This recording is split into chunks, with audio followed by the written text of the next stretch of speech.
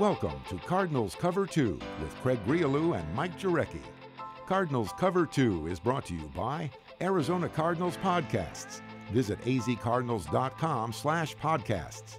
From the Dignity Health Arizona Cardinals Training Center, here's Craig Grialou and Mike Jurecki. So, any thoughts on Sunday's loss lingering? Yeah, I did not notice a thing, MJ, in the locker room after practice. Now, maybe Monday, yeah, it still stung. Maybe even Tuesday. But Wednesday, as they say in the NFL, yeah, you put the week earlier to bed and you focus on the week ahead. But, yeah, the topic of conversation in the locker room, and it always seems to center around the DBs side of things. You're talking about Trey Boston, Antoine Bethea, Budda Baker, Brandon Williams, those guys in the area. Apparently, Dayon Buchanan has a dirty locker.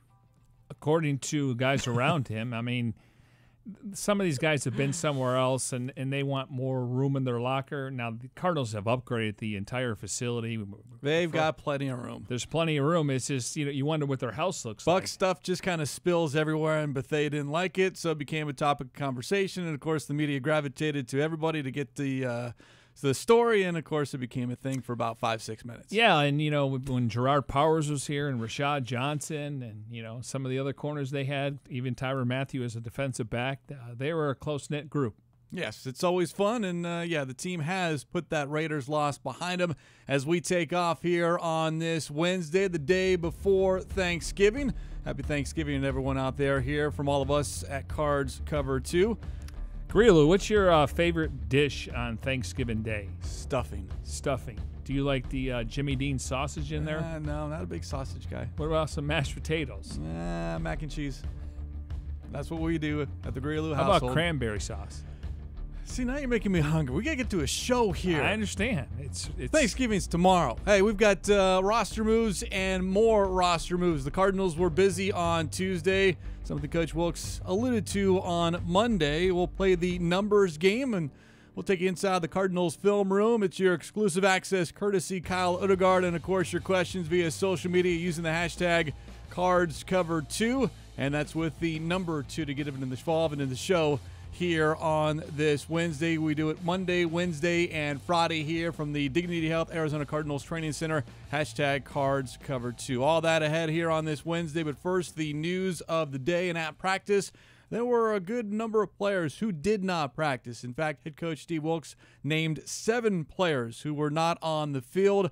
Budda Baker, Dayon Buchanan, Larry Fitzgerald, Rudy Ford, DJ Humphries, John Phillips, and Chad Williams. Now, Fitzgerald more was a Veterans Day off. He's accustomed to doing that on Wednesday. So outside of that, Baker was working on the side. Did not see Humphries during the portion of the practice open to the media. But according to Coach Wilkes, he's hopeful that Humphries might even be able to practice on Thursday and then be good to go on Sunday, which will bring up an interesting situation because if Humphries returns at left tackle, I know you've been a big proponent of Corey Cunningham going to right tackle. We'll have to see what the Cardinals coaches decide to do there. Yeah, and this is one option. You start looking at them kind of turning the roster over at the bottom and trying to go out and get more players. And, we're going to get into it today. They got 12 rookies that are on this 53-man roster, including 9 on offense and 3 on defense. So I think Cunningham has earned the right now.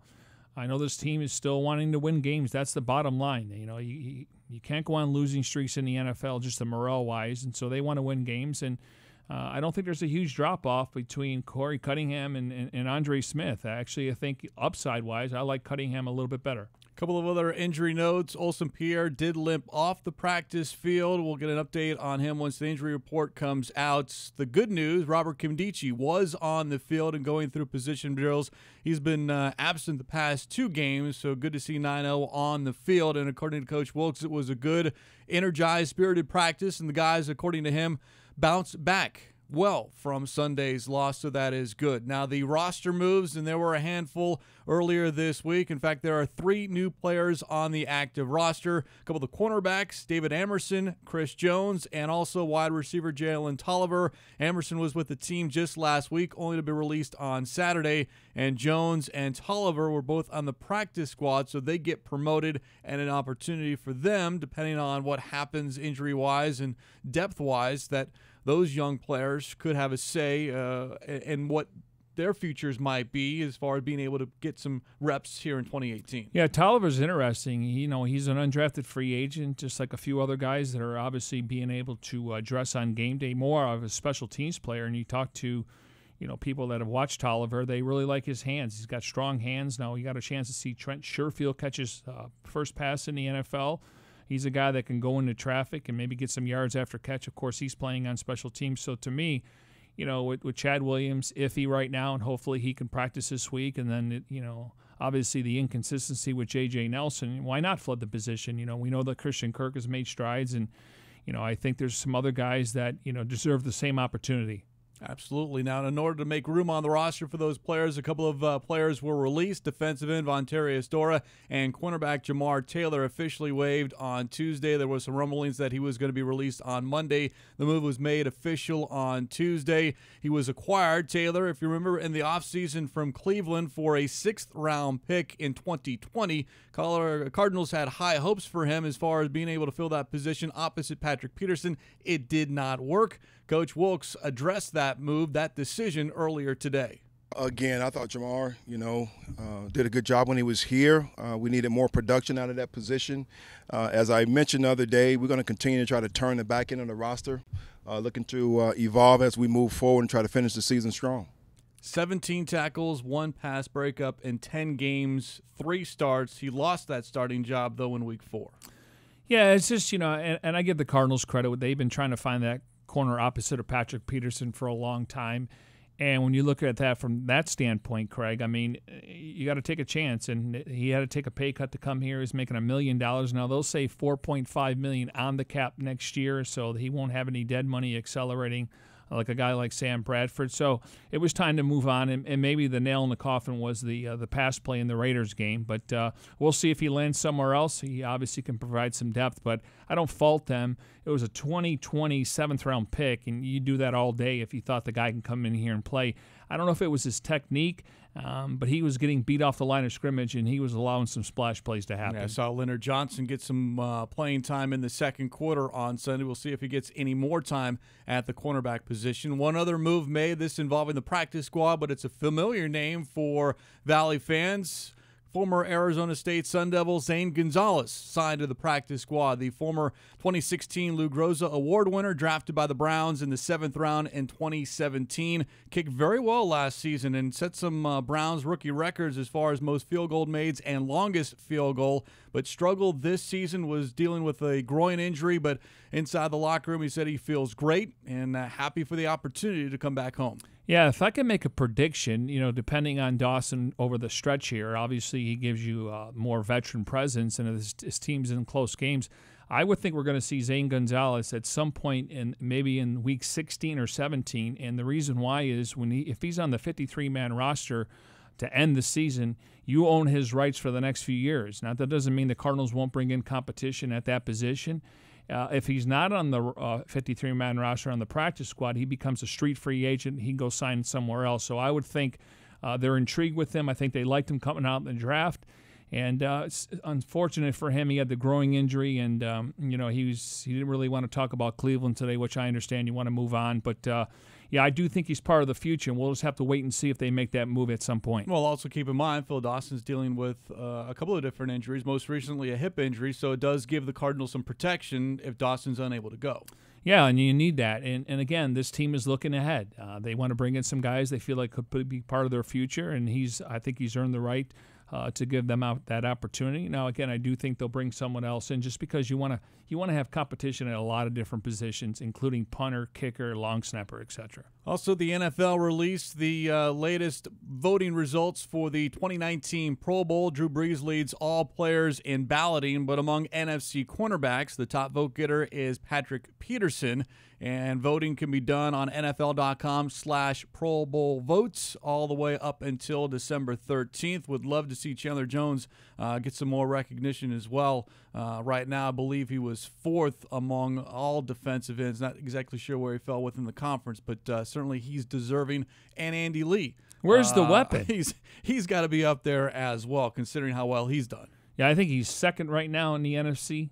Voting, or at least ranking-wise, behind the Seahawks punter, I want to say. So, and listen, he's been the MVP. Now you can look at Chandler Jones and maybe even Patrick Peterson, but if you want to just talk about a guy that's really given this team a lift, it's been Andy Lee. So hopefully he gets a chance to get to the Pro Bowl. He's been to the Pro Bowl a few times in his career. NFL.com/Pro Bowl vote to get your favorite Cardinals into that Pro Bowl in 2019. As we continue here on Cards Cover 2, you can catch us live on azcardinals.com/live video. Find us on YouTube, search Cards Cover 2. And, of course, if you ever miss a episode, just download it as a podcast via Apple Podcasts, Google Play Music, SoundCloud, or TuneIn. As the Cardinals get ready for the Chargers on Sunday in Los Angeles. And this will mark the 9th game, the 8th start for Josh Rosen. And before we hear from the Cardinals quarterback, it is kind of like his halfway point of the season. Remember, he did play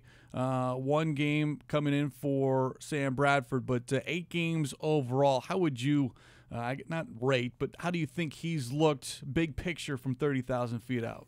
Well, a couple things stick out. I mean, obviously the game's not too big for him. He's got poise out there. He can command the huddle. He can make all the tight throws. There's 2 things that we need to see improvement on, and that's for any rookie quarterback.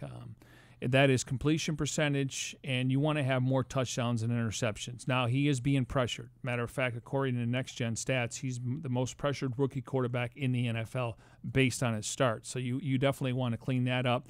And we know in the offseason they're going to have to get more talent around him, but there's a lot of things to build on. I'm encouraged that it's not too big for him. And like I said yesterday, I don't think I'm worried about his confidence. He's a confident guy. He knows how to get out of trouble. It's just the little things you got to clean up. And sometimes it's okay to check the ball down. And I think that's what Byron Leftwich and Steve Wilkes are pointing out right now. Hey, listen, don't be a hero. Take the check down, play for another down, and it's okay to punt in the NFL. 9 touchdowns, 10 interceptions, 8 in the last 8 games. He was asked how he would assess his performance through 8 games, 7 starts here as a rookie. I think there are good and bad things in every game, but obviously I haven't played well enough. Won 1 game in those 8, so I don't think that's good by anyone's standards. Where do you think you have to get better? Turnovers, I think, is a big thing, but just everything, just being 100% of your checks, 100% of your reads, just constant improvement in as many possible areas. Steve, back to turnovers. Some of them tip balls, some of them paddle. How do you cut that down? I mean, some of them are out of your control, some of them are, so try to control the ones that are. And what you like to hear there is he knows where he needs to improve. And what I like, I certainly would love for him to have more time in the pocket and not get pressured as much. But his decision-making, a handful of times we've seen him check plays at the line of scrimmage, including on Sunday when Christian Kirk broke that one off for a long touchdown. Those things are hard to teach. You have to go through it, and that's why these reps here, even though if you ask me, and I said it before the season started, I didn't want to see Josh Rosen on the field at all this season. It's unfortunate. He is on the field, and now it's okay. Get your reps now, get your experience, and see how that can help you out in 2019. Yeah, listen, I think he's got the intangibles to be and play at a high level for a long, long time. But it all comes down to protection and getting the running game going and him obviously having more time to throw the ball down the field. So he definitely passes the eye test. I know the organization is really excited about his future. We don't have to focus on that going into the offseason, depending on when the Cardinals are selecting. There's other needs and holes they got to fill. So he definitely I'm just, every time he talks, you're just thoroughly impressed because we always ask him about the opponent, and he always focuses on what we have to do. In other words, if we do this and this, then we can be successful. It doesn't matter what they do. Now, as a young quarterback, they're going to throw the kitchen sink at this guy. I mean, every game he plays, probably until his 2nd or 3rd year, somebody's going to try to disguise and try to put pressure on him so he gets rid of the ball, and that's where the turnovers come. Well, and the one stat that he brought up that he always will focus on is the wins and losses. He only has 1 win, and it doesn't matter how well he does, his numbers, yards, touchdowns.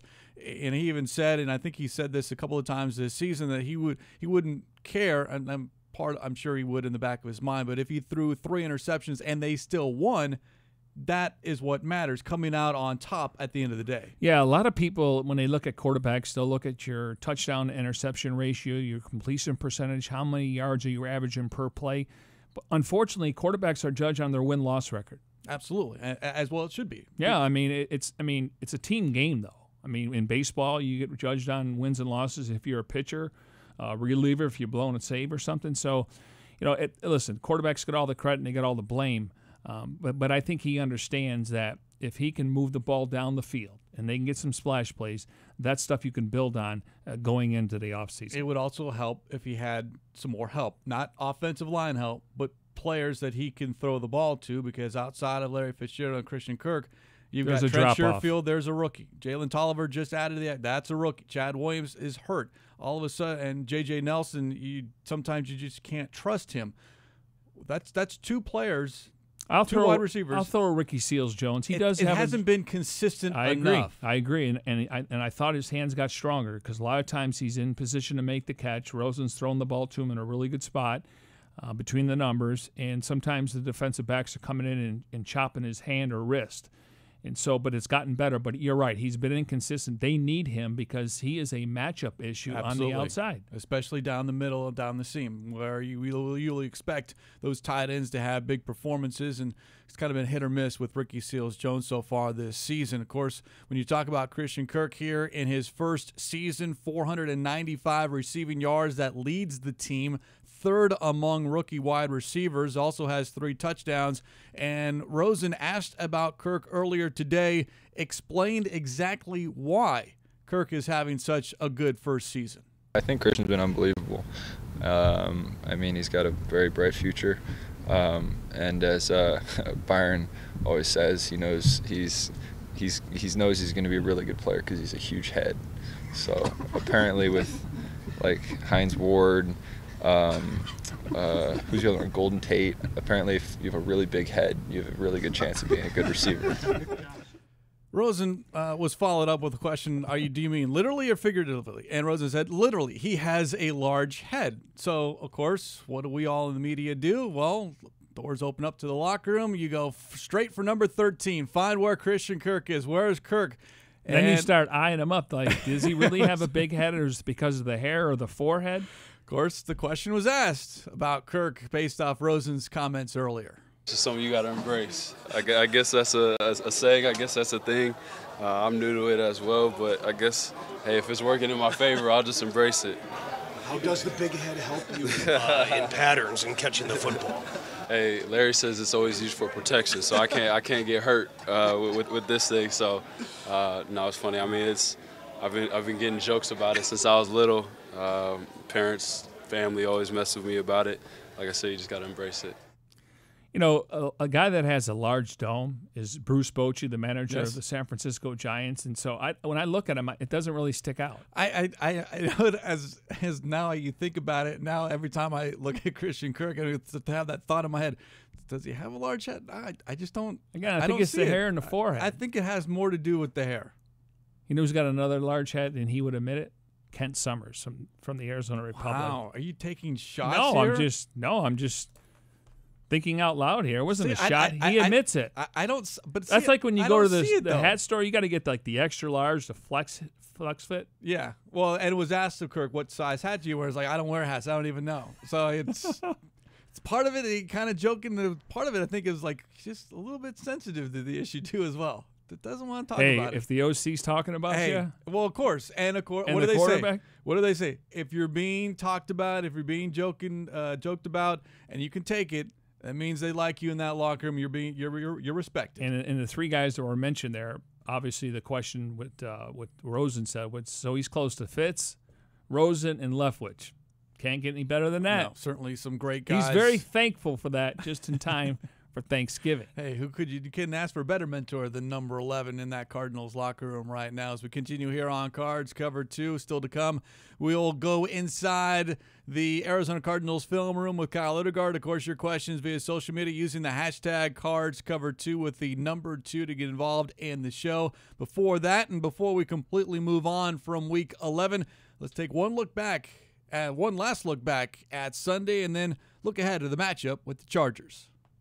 Inside the Numbers, presented by La Mesa RV, where you can experience life. Third down again plagued the Cardinals' offense. as Arizona converted only 3 of 11 chances in Sunday's 23-21 defeat, resulting in a 12-minute disadvantage in time of possession and the visitors running 16 more plays. Quarterback Josh Rosen had a hot and cold performance, typical of a rookie signal caller. Rosen completed only 9 passes, but made the most of those completions, with 3 connecting for touchdowns. Rookie receiver Christian Kirk became the first Cardinal to score a touchdown on his birthday since Ernie Jones in December of 1991. According to Next Gen Stats, the 22-year-old was the fastest ball carrier in the NFL on Sunday, reaching almost 21 miles per hour as he raced 59 yards for the score. Against Oakland, David Johnson had his most productive game of the season, rushing for 137 yards and a 5.5-yard per carry average. Johnson's 53-yard scamper in the fourth quarter was his longest of 2018. After his 2-sack performance against the Raiders, Chandler Jones has 10.5 sacks on the season, third most in the NFL. Since joining the Cardinals in 2016, no player in the NFL has more sacks during that time span than Jones's 37.5. Perhaps no one in red is more deserving of Pro Bowl recognition in 2018 than punter Andy Lee. Lee leads the NFL in punting, averaging nearly 49 yards per kick. Up next for Arizona, the AFC playoff contender Los Angeles Chargers. LA's balanced attack leans on running back Melvin Gordon, averaging 82 yards per game, third best in the NFL, and quarterback Phillip Rivers, who's having arguably the best season of his impressive career. Rivers has thrown 23 touchdowns with only 6 interceptions and boasts a 112 quarterback rating.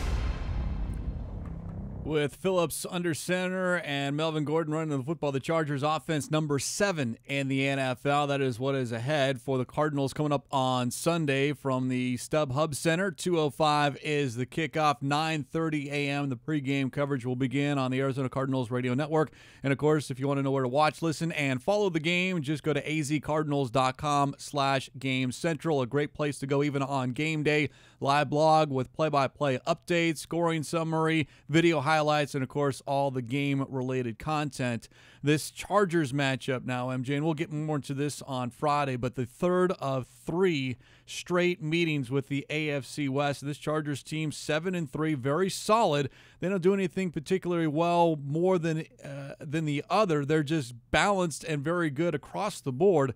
But this is going to be an upset Chargers team, having lost to the Denver Broncos last week. If I had to rank the last 3 quarterbacks the Cardinals faced in the NFC or AFC West, I put Carr last. I put Mahomes. I know he's having a great year, but I trust the veteran guy in Phillip Rivers. The veteran versus the numbers and what a second-year guy is doing. And they got both Williams, Mike Williams, and Tyrell Williams. Thank you. And then you throw in Keenan Allen. And then Melvin Gordon. I mean, like I said, they have a potent offense. And then you get Joey Bosa back, Melvin Ingram. You look at Casey Hayward, the corner there. I mean, they got a solid roster. And usually, towards the end of the year, they get better as a football team. So they definitely got their work cut out. To me, the Cardinals, they can't get overmatched on the D-line versus the Cardinals offensive line, and they can't get overmatched by Joey Bosa in that front 4 against the Cardinals O-line. Well, the Chargers rank 18th defending the run, allowing about 112 yards per game. And, of course, David Johnson is coming off his best rushing effort of the season, highlighted by his longest run of 2018, and went for 53 yards, and it helped set up Larry Fitzgerald's fourth quarter touchdown. First down on the Cardinal 30. Johnson, the deep back, will get it again. This time off left tackle. Through a crease at the 35. Around the defender, 40 at the 50. Far side, 40, 30, 25, 20. Pushed out of bounds inside the 20-yard line at the 17. Great run by The run again set up Larry Fitzgerald's touchdown to make it 21-20 as we take you inside the Arizona Cardinals film room. The director, Kyle Odegard of azcardinals.com, has joined us here on Cards Cover 2. Always good to have Kyle in. And actually, we're talking about a play here on this Wednesday, Kyle. Unlike last week that didn't work, this one was very, very successful. Here's the situation again. 1st and 10 from the Cardinals 30 with 7:03 remaining in the quarter. And why don't you take it the rest of the way? Yeah, I think this is the first running play that I've dissected, and it's fun to give the offensive linemen some love every once in a while because a lot of times we're going to them when they're struggling and the pass rush is getting after the quarterback, and you have to talk to these guys about not playing well. I think on this play, clearly it was a really good job of blocking by all of them. When you look at the play, the big key was the left side of the offensive line. And before the snap, the guys had to figure out exactly who they were blocking. And the main guy was Tahir Whitehead. He was the middle linebacker that they were watching. Mason Cole, the center, said sometimes he would come up on the ball and he'd be really close to them. Corey Cunningham, the left tackle, was wondering if he was going to be over on his side and then he might have to block him. But on this play, Whitehead just stayed in the middle. So the idea was for Mason Cole and Mike Jurecki to take the nose tackle, Jonathan Hankins, do a double team on him first, and then Mike Jurecki goes to the second level and goes and tries to get to that linebacker. So it sounds easy, but when these guys are super athletic and running around, those guys are really good at getting around blocks, especially when they have the speed advantage. So as the play goes on, you see the job that Mike Jurecki does, especially getting from the first level up to the second level and getting a nice block onto here Whitehead. And then that kind of took care of that linebacker. Larry Fitzgerald did a great job of coming over, blocking another linebacker. And Corey Cunningham, who was playing, it was his first start, rookie 7th-round pick. He did a really nice job of holding up Arden Key, the defensive end, and giving David Johnson this huge rushing lane. So the blocking throughout was really impressive. David Johnson is a talented running back, but on this play, the hole was so good that a lot of guys could have fit through there, and then David did a nice job of really hitting top speed down the sideline. Mason Cole said David talked to him after and said, I thought I should have scored on that play. But then we look at the next-gen stats, and David was the 4th fastest ball carrier in the NFL in last week. So he was moving. It was just a situation where the safety had an angle on him. Sideline. And Carl Joseph, he couldn't go. He was on the sideline. He had the angle, and he got caught. But it wasn't like if you look at the pictures, the safety was about 5 yards ahead of him, and David almost outran him still. So he probably doesn't weigh 235 pounds running full speed. Yeah, and to me, that's an extra defender sometimes. You use the sideline as an extra defender where if he cuts, then, obviously you'd have to stop, and he's better off just keep running because he's got the power and that stiff arm where he can obviously break tackles. And I think overall just the entire running game was very much improved in this one, and these type of blocks were out there a lot where it isn't always a 53-yard gain, but it was 5, 6, 7 quite a bit, and obviously David Johnson had 137 rushing yards, which is a big number, and this play especially, the way everybody did their job from the 3 linemen to Larry Fitzgerald and even J.J. Nelson coming in at kind of 150 pounds, just getting in the way. He is, and he did a nice job blocking the cornerback and giving David Johnson that room to run. I like what Cunningham told you. This is a picture of what happens when everybody does their job, and that running lane that you alluded to might have been the largest we've seen all season long because you had a seal on both sides, and Jurecki was able to get 2 different guys, first to chip and then go up to a linebacker, which is not easy to do because the linebacker is a lot more athletic and can get around Jurecki, but he was there to meet him head on first of all, and then kind of open up that room for Johnson. And once again, we're hearing from these guys from their perspective, and from an offensive lineman's perspective, they have a job to do to block in front. But what's happening behind them and what Johnson decides to do is something that they're not aware, but they have to feel which way Johnson is going. And by feeling, I mean what is the defender doing? Which way are they angling? Which way are they shifting? And then the offensive lineman can go, okay, he's going right, he's going left. And that's why Mason Cole's commentary was interesting, because he was talking about blocking the nose tackle, Jonathan Hankins, and I asked him if he was trying to turn him a little bit to give David Johnson that hole. He said, no, you basically just want to hold him up there, because a lot of times there's cutbacks in the running game, and you don't want to take away that cutback lane. So he said he was basically just trying to keep him where he was, and he did a good job of holding on. And Hankins kind of stretched out and tried to grab David Johnson, but he couldn't get there because Mason Cole had a nice block. See it right here. Right. Yeah, for those watching or listening to the podcast, go to azcardinals.com/film room to see the pictures. And then, of course, the film room written by Kyle Odegard is able to speak with a good portion of the offensive line. And nice of not having to go to Josh Rosen once again this week. But still, I'll say it every single week, because it's not the standard Q&A and you kind of get in depth, but when you have the pictures or the highlight to go with it, then you can understand what these guys are doing and the split-second decisions that have to be made, that we as fans in the stands or just in the take press it box for granted. or on television, you're like, oh yeah, well, that play didn't work because of that, or that play worked because, yeah, I can see that, anyone can do that. Well, not really, because there's a reason why that hole was so large. Yeah, and Mike Iupati, I mean, he had the key block on the second level, and like we were talking about earlier, he might have had to go a completely different way and help Corey Cunningham first and then go to the second level, depending on what Tahir Whitehead did before the snap. So there's always these machinations before the snap that these guys have to figure out, and you think that Corey Cunningham has one job, but no, he had that job, and if the linebackers looked a little bit different,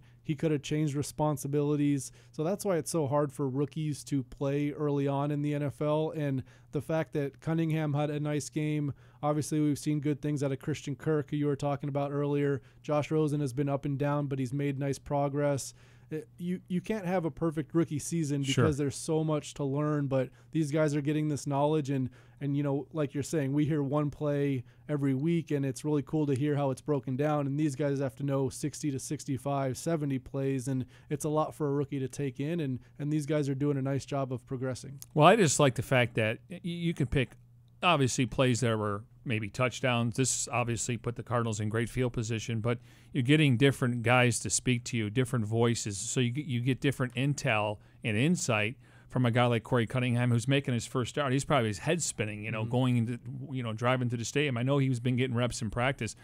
I think at some point down the road, when we go back to the archives, some of these guys, whether they're in the league or not, they're going to ask you for that picture. I hope so. I mean, it's pretty neat because it's so detailed. Yes. Yeah.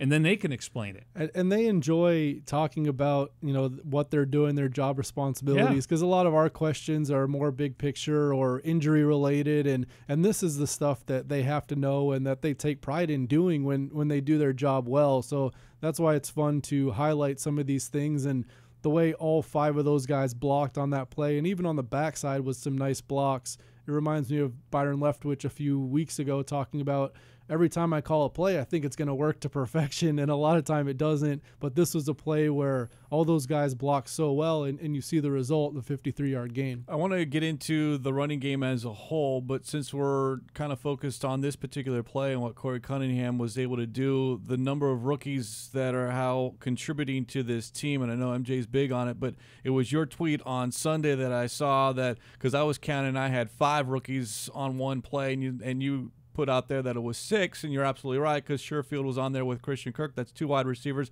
Chase Edmonds was in there at running back, and all of a sudden you're like, oh yeah, that is 6. Like, everyone in the rookie class is in there plus Sherfield.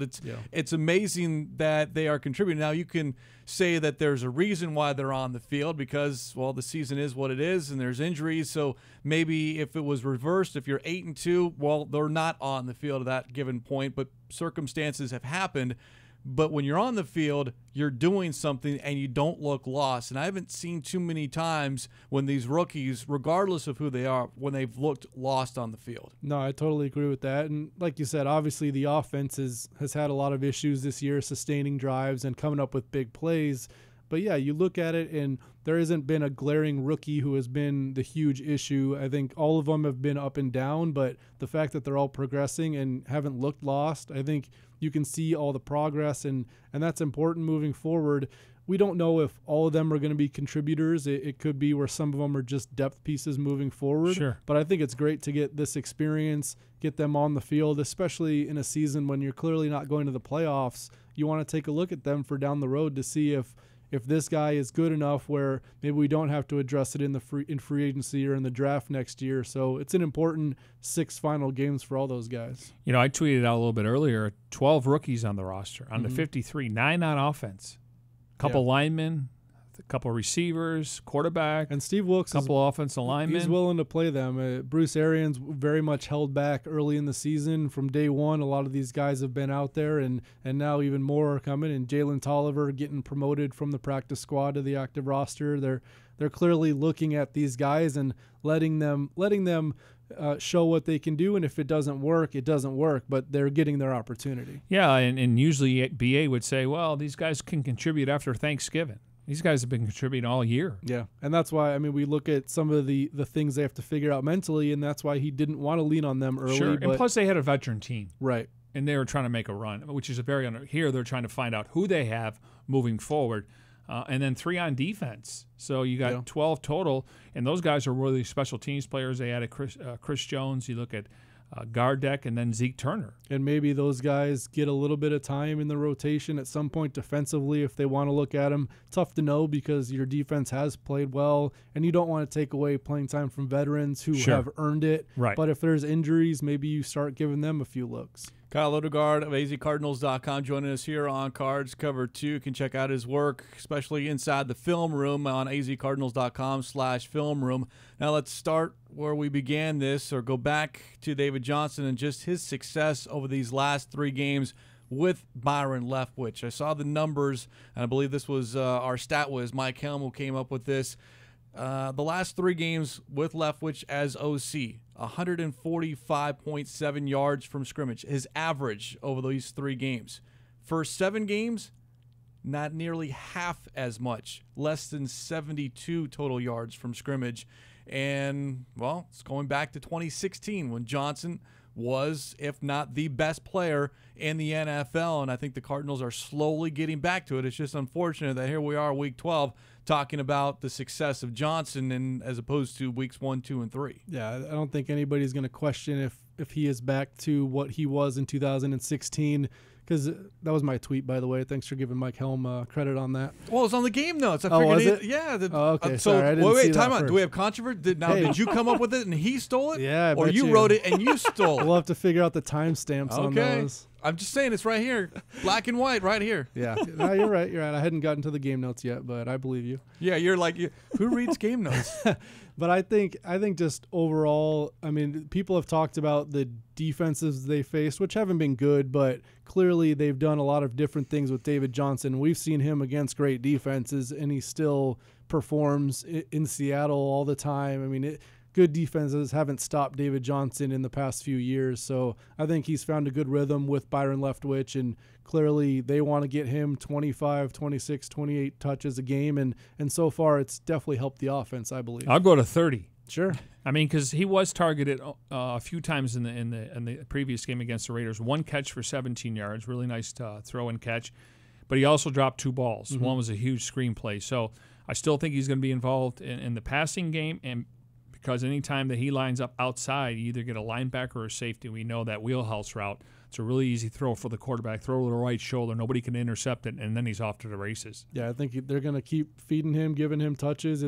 You've seen what the offense can do when he gets in a rhythm, and it's clearly better than when you're not looking for him. And as far as number of touches, you're fixated on 30, but if he's going to get 145 yards on just 25, 26 touches, that's fine. And sometimes I think it's not so many how many touches, but what are you doing with those touches? Yeah, but that also means you're possessing the ball, though. That's true. You're Moving picking the up chains, third downs. I mean, you don't want to have 54 offensive plays at the end of the game going. We had to, give him 28 and Larry and Christian Kirk. So I know what you're saying, though.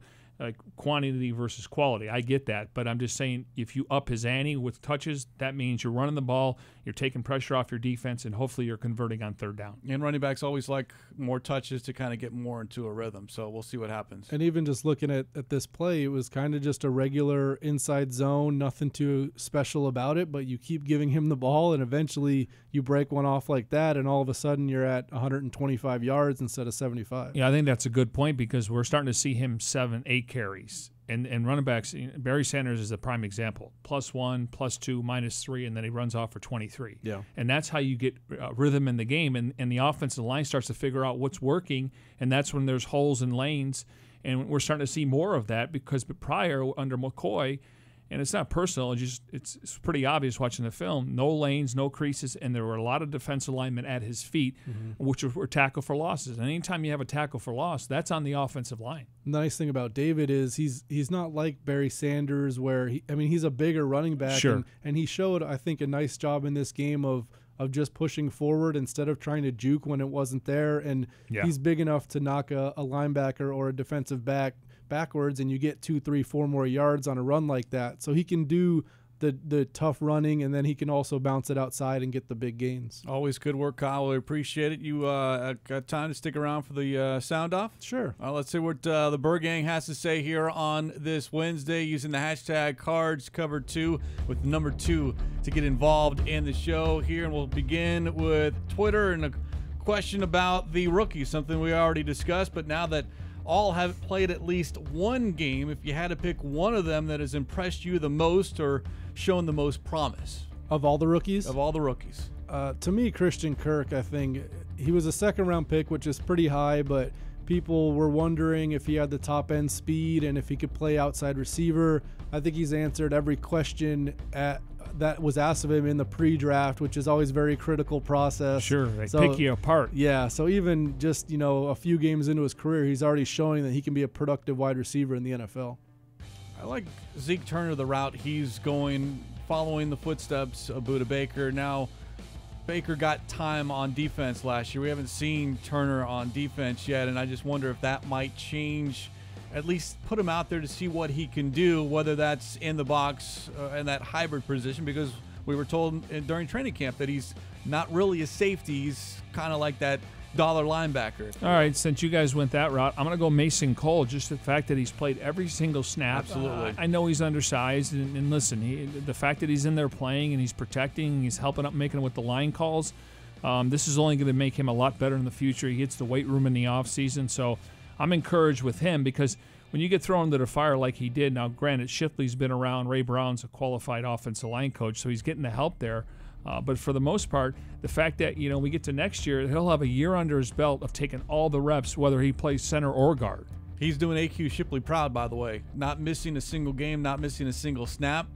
Can't say that for the entire lineman. Nope, but that's what Shipley did. I think he prior missed to this 4 snaps in 2 years. Yeah, so certainly some solid work there by the Cardinals rookie center. Let's move to Instagram, and we'll stay on the offensive side of things. And this kind of more big picture, I guess more opinion-based, but do you think Larry Fitzgerald will stay? Will there be a 2019 with Larry Fitzgerald? Man, I don't know. I don't really want to speculate on that. I don't want to try to choose one way or the other. I mean, he's still playing at a high level. It's more about, for Larry, does he want to keep playing? He's obviously accomplished a ton, and I don't want to try to get inside his head, so I'll let Larry decide, and then we'll talk about it after. Go ahead. I would agree. And usually over the last couple of years, whether he's under contract or looking for a new deal, he's usually taken about a month off, usually here right around the Open, if not the first week of the Super Bowl. So, yeah, I don't ask him, but I just think he wants to finish the season healthy and then kind of figure out where he's at in his career. We can all hope that there's another season for Larry Fitzgerald. Because if he leaves, there's no one left except for Christian Kirk on that wide receiver room. So selfishly, you want him to return. Yeah, I think you guys were out there a couple years ago when they came back from the Hall of Fame game, and we're watching practice outside, and it was like really hot. And I'm looking and I'm like, this is depressing. Larry Fitzgerald's not out here catching passes. Yeah. It's got to be weird, especially for you guys. Mike, when did you start covering them? I've covered Larry since he's been drafted. Yeah. This is my 24th year. Yeah, it was just weird. He was there for Kurt Warner's induction. But it was just weird watching. Nothing against the guys that were here, John Brown, Jerron Brown, Chad just Williams. Such a fixture. I was just like, where's Larry? The trademark dreads. Maybe he just shows up on Sundays, puts a uniform on, and, lines up as a wide receiver. He could probably do that at this point. Staying with Instagram, will Zane Gonzalez be the kicker if Phil Dawson decides to retire? Yeah, I mean, the fact that you signed him now and still have Phil Dawson on the team, I think it's clear that you're looking at him for not only an injury situation this week, but also taking the temperature on a Zane Gonzalez for the future. He's a very talented player who had some issues in Cleveland. He had a groin injury and he had some high-profile misses. You want to make sure mentally he's okay, but I talked to Zane in the process before the draft, and he's a confident guy, which I think is important at kicker, and you have to be able to bounce back from that. But talent-wise, it makes sense to take a look at him and like you said, wonder, does he fit into our plans moving forward? We talked about this a little bit earlier. There's two options here, and I do think we'll see him. This is just me thinking out loud, maybe week 16 or 17. And if he's on the active roster, then you own his rights right after the season. If he's on the practice squad, now he's free to go somewhere else. Doesn't mean you can't retain him, maybe a futures contract. So I do think we're going to see him at some point. And it wouldn't surprise me if they bring him into camp next year and then bring someone else in for competition. Yeah, I think that's a good idea. And especially at kicker, it's easy to judge a guy in the offseason because there's not more elements in a game compared to practice. It's kind of the same thing. There is more pressure, but it's good to see them all offseason and get a really accurate gauge. Bird Gang sounding off here on a Wednesday. Last question. This from Instagram. The 3 keys, Kyle, to beat the Chargers on Sunday. I think that pass rush with Joey Bosa back is pretty impressive. So the Cardinals are definitely going to have to protect/run the ball. Defensively, they've played pretty well, especially in Kansas City, but they haven't gotten turnovers in recent games. If you can figure out a way to get an interception or a fumble recovery, especially early on, and try to get a good field position or a touchdown or something like that. And when you're an underdog, I think another key is just staying in the game early and having that sense of belief, because after a tough loss like that, people are wondering, are the wheels going to fall off at this point? So keeping it close. If you get down 10-0, you start getting in this mentality like, here we go again. So I think staying close in the first quarter is big. All right, Grialou, your top 3. I like Kyle's specifically. I love the last one. Exactly. I was going to say the takeaway for me, it would take some pressure off first of all, and then just I love that analogy. You gain another possession and you keep Phillip Rivers off the field. My 3 are, it's basic football. Run the ball, stop the run, and force a couple of turnovers. Yeah. Turnovers are big. Yeah. And they haven't forced one since the third quarter of the Broncos game. That has to change, and considering, and I know it's preseason, but those things usually come in bunches. To me, when you're a double-digit underdog and, for entertainment purposes, if you get a special teams touchdown or a defensive touchdown, it really tilts when it comes to the final score. Yeah. And they've had the defensive pressure. They've gotten sacks. Like you said, turnovers are kind of finicky. They come, they go. You just have to hope to, when you have a chance, you got to make the most of it. Appreciate the Bird Gang sounding off here on this Wednesday. We'll do it again on Friday. #Cards Covered 2. We do it every Monday, Wednesday, and Friday here on Cards Covered 2 from the Dignity Health Arizona Cardinals Training Center. And that is going to put a wrap on this edition of Wednesday's show. Kyle, appreciate you coming in as always. We'll look forward to next week, the film room as well, following the Chargers contest, as we give our special thanks to those behind the scenes: Tim Delaney, Jim Omohundro, Devin Henry, Jeremy Schnell, plus Grant Greeley, Jonathan Hayward, Grayson Choi, Brandon Nadis, Jesse Aranda, and Jackson Sipes. For Kyle Odegard, Mike Jurecki, I'm Craig Grialou. Happy Thanksgiving, everyone. Enjoy your holiday, and then come right back here on Friday for Cards Covered 2.